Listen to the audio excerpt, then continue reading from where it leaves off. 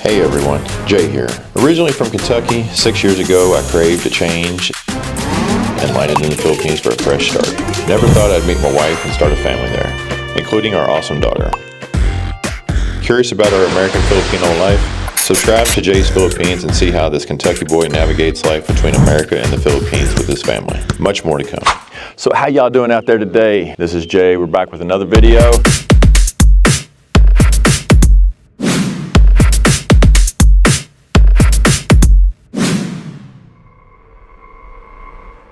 Noticeable, the channel's kind of growing here. I'd like to thank all my new Filipino subscribers, whatever category you fall into. Thank you all for following the channel, subscribing. It's awesome to hear a lot of y'all's feedback here recently. It's been really enjoyable to read all the different Filipino stories out there. Dubai, South Carolina, Canada, Las Vegas, Los Angeles, Minnesota. I mean, there's so many new Filipino subscribers out there writing and talking. It's really affecting the type of content I'm looking to make right now. So I want to say hi to all of y'all out there, all around the world, missing your home country. I know how that feels, and I'm sure it's much worse for you all than it is myself. Although I do miss it pretty bad. I can imagine some of you out there that's been away from home for decades at this point. That's hard to fathom. I can only imagine. It's just a really tough situation some of y'all are in. So a big shout out to you overseas foreign workers out there. Much love to y'all. Y'all stay blessed. I hope y'all get through whatever ordeal y'all got to get through for however much longer it is. I hope you eventually find your home and you can get back to some type of childhood memories you had, some type of life with your families that you once had that it's been so distant. And my expats, soon to be expats. The expats, not quite in the making, but they're getting close to becoming expats. The guys out there all around the world that I'm hearing about. The channel's growing. It's still small, but it's growing pretty quickly here lately. A lot of my stuff has just been making it up on it as I go. What comes to my mind, let her edit. Wife has been doing a great job editing. She's still got a long ways to go, but she is practicing and learning the best she can. And for only doing this for 4 or 5 months, I think she's doing pretty well. But the topic today is going to come up because after our last video took off so well, so fast, I realized this was probably going to happen, but I wasn't really ready to bring the little one out into the public eye too much, other than, you know, family stuff. What the channel was really about in the first place, but I figured I'd take my time with that. Lots of videos. Hundreds of videos, maybe even a few years before I really started introducing her too much. I figured I'd make it a channel about an expat. Let's go have some fun in the Philippines and make a channel. But honestly, making a channel like that with a wife and a daughter, I don't know how interesting my life would be in the Philippines as a married father. Hi, I want to show you something. It had better be nice. Dad is just getting some fresh air, baby. I'm not going to be out at the clubs at night showing you what you're missing. I'm not going to be talking about the dating life here a whole lot. This place is amazing. Oops, don't forget to subscribe. Whoa! Dizzy! Although I do know quite a bit about the dating life in the Philippines, it's not real hard to figure out. You just got to get here for the most part. Anybody who's trying to make it more than that, what city works, what city doesn't work, you can go to just about anywhere in the Philippines and you're going to be just fine when it comes to dating. Bigger city might come with more competition, might come with a lot of different scenarios, but you're not going to have any problem dating in the Philippines in any city. Small provinces, you're not going to have any problem finding dates in the provinces. This is not something you need a book about. You don't need to subscribe to somebody's channel to learn dating in the Philippines. Tips for dating? Subscribe to my channel for more. All you had to do was get on a plane to come here. A lot of people make it more complicated than what it needs to be. It doesn't need to be complicated. Many years ago, before YouTube came out, nobody was making up vlogs, writing books for this stuff. You just got on an airplane and you showed up here, and most people with common sense figures it out pretty easily. There's your introduction to dating in the Philippines. Do you pray every day when you teaching the people by telling the stories about people like themselves? He told stories about workers, gathering, rapes.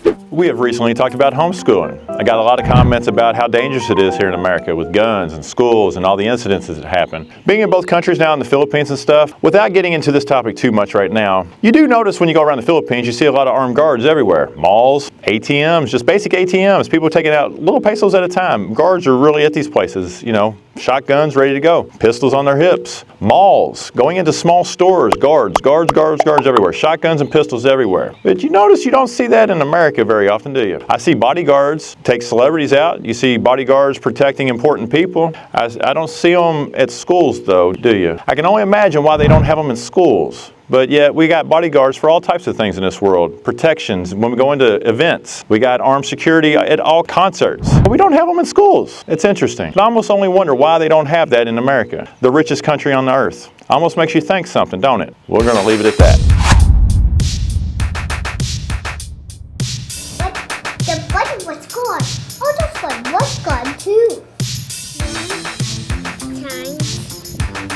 3 times 6 equals 6. Mommy.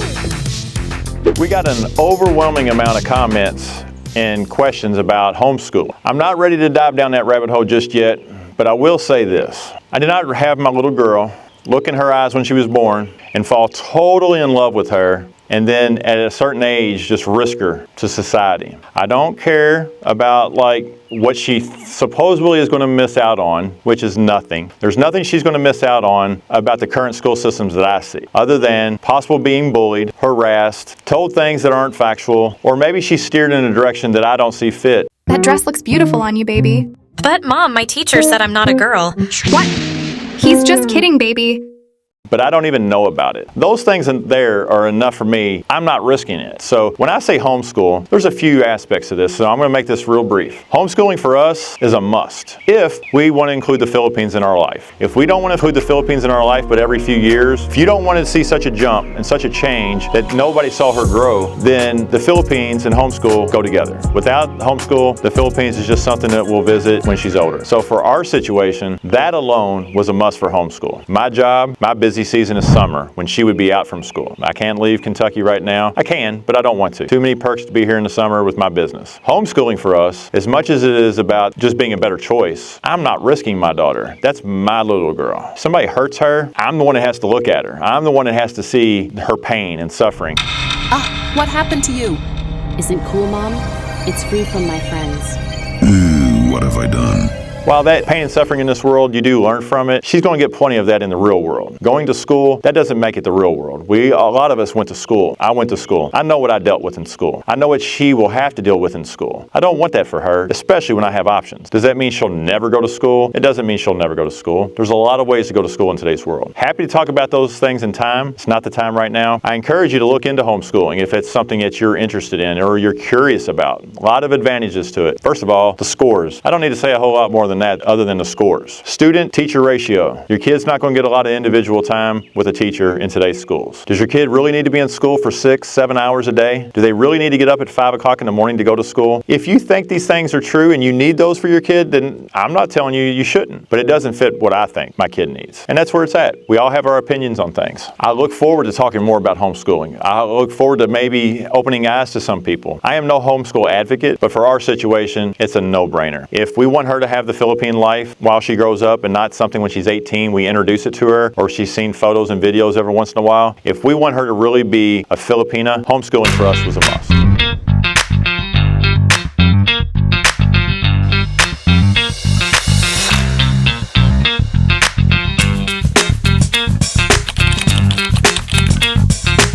I definitely need her to spend enough time here in America so she truly understands that her dad loves America. This is my home. Don't ever get it twisted that America isn't someplace that I love. This is my home. I fight to the death for this country. I would. But we got to know what we're fighting for also. This country is so divided right now, going in so many different directions. Most people who think like myself, Christian, family-oriented, well, anybody who's been paying attention knows the attack on certain religions. I'll leave it at that for now. I'll get more into this later. Let's just say being a Christian in America right now is not the most popular situation. Married, raising kids, a lot of us out there feel very attacked. So a lot of religions, a lot of different people feel attacked. I get it. A lot of people have to go through the things that they're attacked in their own countries right now. And we all have battles to face. So I'm an American. First, I will always be an American. I love America. My dad fought in the military. He was in the Vietnam War, flew helicopters. My son, he was in the military for a few years. Glad he got out. Glad he did not become a lifer. If you're in the military, you gotta know what you're fighting for nowadays. And unfortunately, I'm not sure we really know what we're fighting for in this country anymore. I know some of us do, but I'm not sure we all do. Happy is a word that tells me how you feel.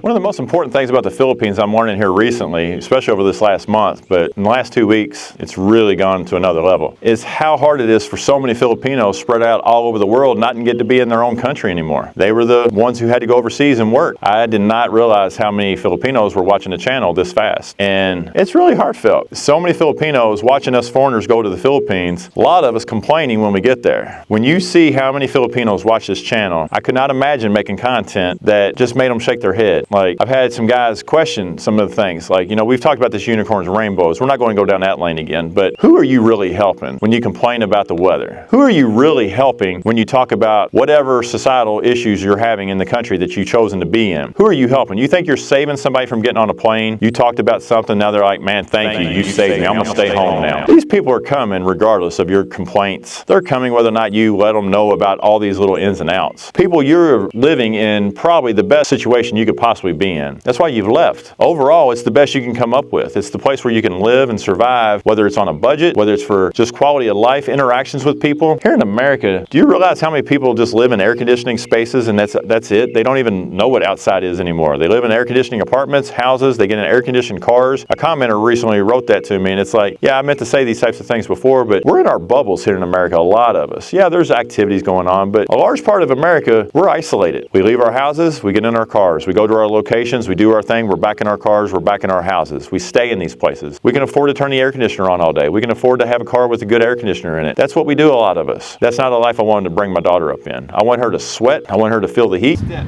punch. Step, punch. Punch. Back up. Back up. Step. I want her to go outside and play and run. I want her to know what it's like to see both sides of the planet, both sides of the way people live.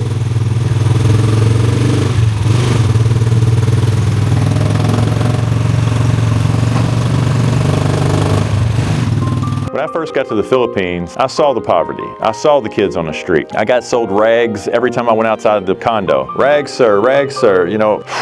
It's heartfelt. You can't see a little child in the Philippines and you wonder, what's their situation? I don't care if someone's using them or not to sell rags. They're still a child. They don't know the difference. They don't know why they have to sell the rags. They're just being told to do something. Or maybe they actually have to do it because that's the only way they're going to eat today. But either way, it's sad to see. It's hard to see. It breaks your heart if you got children. It breaks your heart if you don't have children, for most people. A lot of expats get over in the Philippines and it's just a nuisance to them. It bothers them.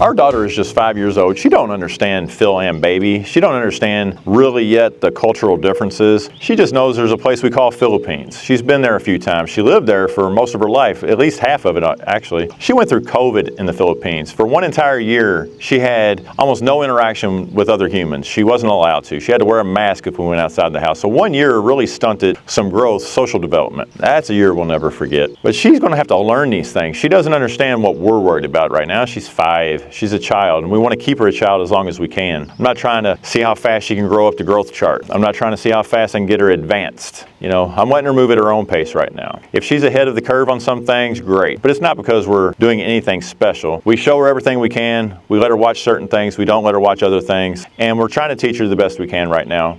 But she's just 5. She just turned 5 a few months ago. She wouldn't even be in school yet, technically, here in America. It'd be the next quarter coming up here in the fall. So she's ahead of the curve probably, but she can always fall back. If you don't keep kids learning, you don't keep them seeing new things, that's where we hope the Philippines really comes in for her, is seeing the diversity of 2 places. And they couldn't probably be much different, you know, one side of the planet to the other. One supposedly the richest planet on earth, and another one supposedly a developing country. I see a lot of positives in the Philippines, especially over the next 10, 15 years if the world doesn't destroy itself. That's a fear when you're 50.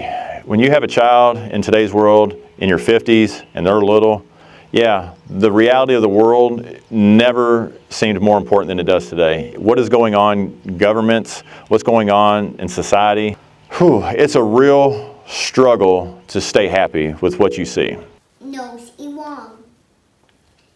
Ear, tongue, mouth, be big, teeth, nothing. Some of it, you chalk it up to just praying to God. You hope He takes care of everything, and you leave some to prayers. But others, He leaves it up to us to take care of our children. He gives us the strength to figure out what's best for them. It's not her job yet to figure out anything. It's not her job to tell me anything right now besides she's hungry. That's about it. My job is to try to figure out what's best for her future, what country provides the most opportunities for her. And a lot of Filipinos think it's America. And in many ways, it probably would be America. But in many ways, it would take away a lot of things from her.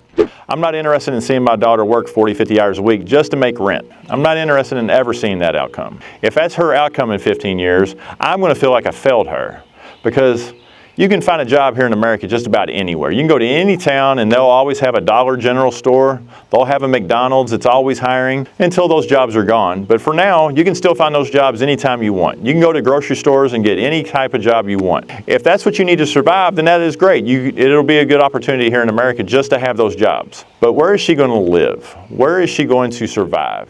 If I'm out of the equation, what is she going to do for, family? What is she going to do with who she hangs out with? Just going to leave her up to chance? I'm not too much about leaving things up to chance. I'm trying to paint a really good picture for her, and hopefully it fits. And if it doesn't, we'll explore other options. But Philippines has lots of options. What is a developing country? An up-and-coming country? It ain't up and coming unless things are happening. Development. Things are up and coming or growing. Well, that's what I see in the Philippines. I see lots of opportunities in the Philippines for business. I see lots of opportunities for me and Adeline to build houses. There's other things. We got pizza recipes in the family. We've had pizza since I was this big. A pizza restaurant maybe. There's all kinds of possibilities. Don't mean any of these things will work, but there's possibilities, and that's all you need in this world is possibilities. Hope. What is hope? It's a possibility of something better. Having the Philippines in my life gives me hope. I feel like I'll live the longest, healthiest life I'll have in the Philippines. The energy level in the Philippines cannot be denied. I have energy there that I do not have here in America. Is it the sights? Probably. I've seen this site. Do you get excited about seeing a movie for the 100th time? You've seen it. You've heard it. You know what's coming next. Well, that's kind of America for me here in Kentucky. It's nice. It's pleasant. I can't complain, really, other than it just doesn't excite me to move. It's kind of the same.